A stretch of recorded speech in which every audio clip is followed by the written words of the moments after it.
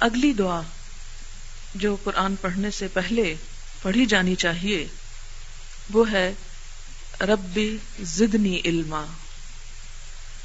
ربی کا مطلب ہے اے رب، اور زد اردو میں بھی استعمال ہوتا ہے زیادہ کے لیے، وہی زید دال ہے.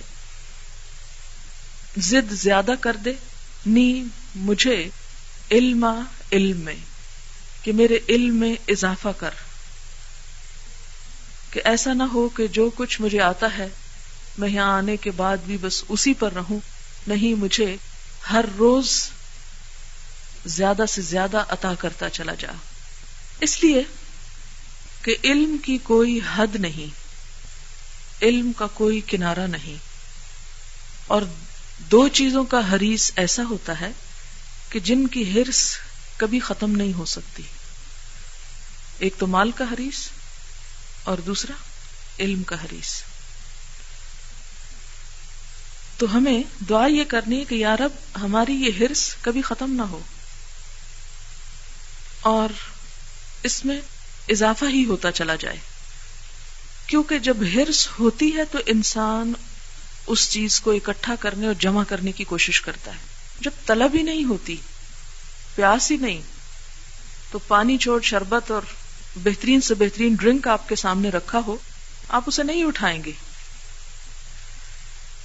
تو اس حرص میں اضافہ کر اور پھر اس کے مطابق نفع مند علم بھی مجھے عطا کر. اس لیے یہ دعا پڑھنا بہت ضروری ہے. آپ کو معلوم ہے یہ دعا کس کو سکھائی گئی تھی؟ نبی اکرم صلی اللہ علیہ وسلم کو. وَقُلْ رَبِّ زِدْنِي عِلْمًا، اور آپ کہہ دیجئے یا آپ کہا کیجئے کہ اے رب میرے علم میں اضافہ فرما. اللہ کے رسول صلی اللہ علیہ وسلم جن کے معلم خود اللہ سبحانہ و تعالیٰ تھے، ان سے کہا جا رہا ہے کہ آپ اور مانگیے. اللہ تعالیٰ ہی دراصل علم کا سورس ہے اور حقیقی علم اسی کے پاس ہے.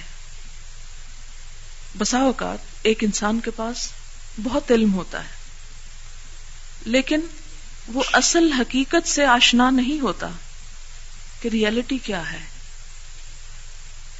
اسی لیے نبی صلی اللہ علیہ وسلم نے ایک دعا مانگی ہے اور وہ دعا یہ ہے کہ یا رب مجھے چیزوں کو ویسا ہی دکھا جیسی وہ ہیں. ارنی حقیقت الاشیاء کما ہیا، کہ ایسا نہ ہو کہ ہم کسی شک و شبہ یا کسی ایسے کنفیوژن کا شکار ہوں کہ ہم کسی چیز کو سمجھیں کچھ اور وہ حقیقت میں کچھ اور ہو، تو وہ تو دھوکہ کھانے والی بات ہے.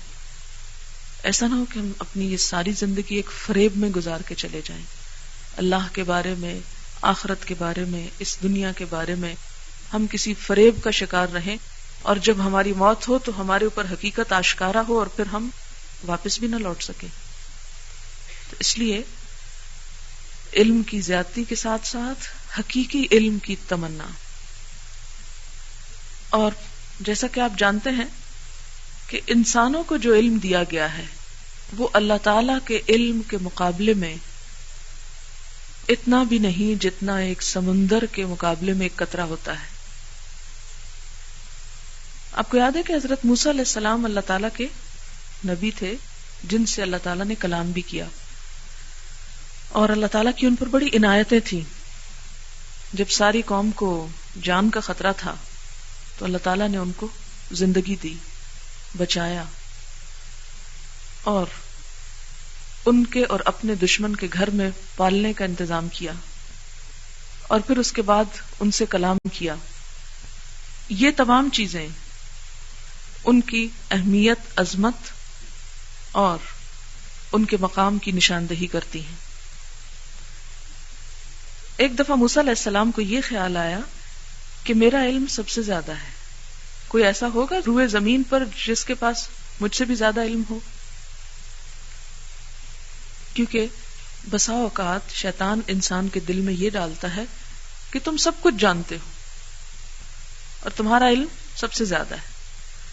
تو سورۃ الکہف اگر آپ پڑھیں اور انشاءاللہ پڑھیں گے 15 اور 16 پارے میں، تو اللہ تعالیٰ نے ان کو حکم دیا کہ جاؤ خضر علیہ السلام کے پاس اور ان سے جا کر کچھ چیزیں سیکھو. تو قرآن پاک میں اس کی تفصیل آتی ہے، مزید تفصیل ہمیں صحیح بخاری میں ملتی ہے کہ موسیٰ علیہ السلام اور خضر علیہ السلام ایک کشتی میں سوار ہوئے. کشتی میں بیٹھے ہی تھے کہ ایک چڑیا آئی، ایک پرندہ آیا اور اس نے بیٹھ کر یعنی پانی کے اوپر ایک چھوٹی سی ٹھونگ سی ماری اور ایک قطرہ پانی لیا. تو اس پر حضرت خضر علیہ السلام نے حضرت موسیٰ علیہ السلام کو یہ بتایا کہ اللہ تعالیٰ کے علم کے مقابلے میں ہمارا علم بس یہ ایک قطرہ ہے. اور اس کے بارے میں دلائل آپ کو آئندہ انشاءاللہ دیکھیں گے. یہ بات میں اس لیے کر رہی ہوں کہ ہم اللہ تعالیٰ کے علم کو پا نہیں سکتے. لا یحیطون بشیء من علمہ الا بما شاء، مگر جتنا وہ خود چاہے. اس لیے ہم اس حقیقی علم کے لیے قرآن کی طرف رہنمائی کرتے ہیں کہ جس نے اس پوری کائنات کو بنایا اور جس کا علم ہر چیز سے زیادہ وسیع ہے. اور کائنات کے بارے میں آپ جانتے ہیں کہ ملینز آف ٹریلینز گیلیکسیز اور ان میں ستارے اور معلوم نہیں کیا کچھ. اگر کبھی آپ ایک نقشے میں صرف اپنی زمین کو دیکھنا چاہیں تو ایک بہت بڑی اسکرین پر جس گیلیکسی کے اندر ہمارا سولر سسٹم ہے، اس سولر سسٹم میں ہماری جو زمین ہے وہ ایک ذرے کے برابر، یوں بس ایک نقطہ نظر آتی ہے، اس سے زیادہ بڑی نظر ہی نہیں آتی، اور اس کی نیوکلس سے بہت دور کہیں پڑی ہوئی ہے. اور یہ ایک گیلیکسی کا حال ہے. اور باقیوں کو تو آپ چھوڑ ہی دیں کہ ان کی تعداد معلوم ہی نہیں، اس میں اضافہ ہی ہوتا چلا جاتا ہے. ایسی کئی لاکھ گیلیکسیز کے بارے میں بتایا جاتا ہے. تو اس کائنات کا چونکہ خالق اللہ تعالیٰ ہے اور ہمارا خالق بھی وہی ہے، اور پھر قرآن بھی اس نے بھیجا ہے. اس لیے دنیا کا کتنا بھی علم انسان کے پاس ہو، کیسا بھی کیوں نہ ہو، جب تک وہ قرآن کی طرف رجوع نہیں کرتا، قرآن سے رہنمائی حاصل نہیں کرتا، قرآن کا علم حاصل نہیں کرتا، اس وقت تک وہ جاہل ہے. اس لیے کہ وہ حقیقت کو نہیں جانتا، حقیقت سے بے خبر ہے. کیونکہ حقیقت کے بارے میں سب سے بڑی خبر خود اس خالق کے کائنات نے دی ہے، اور جب تک اس کی خبر ہمیں نہیں پہنچتی، جب تک ہم وہ نہیں جانتے، اس وقت تک سب جانا ہوا نہ جاننے کے برابر ہے. کیونکہ وہ سارا علم، اس کی پھر انٹرپریٹیشن ہم کسی اور ریفرنس میں کرتے ہیں. تو بہرحال یہ تو تھی اس بات کی ابتدا اور تمہید کہ ہمیں قرآن کی طرف رجوع کرنے کی ضرورت کیا ہے. آپ دعا پڑھ لیجئے 3 دفعہ رب زدنی علما، شعور کے ساتھ. رب زدنی علما، رب زدنی علما، رب زدنی علما.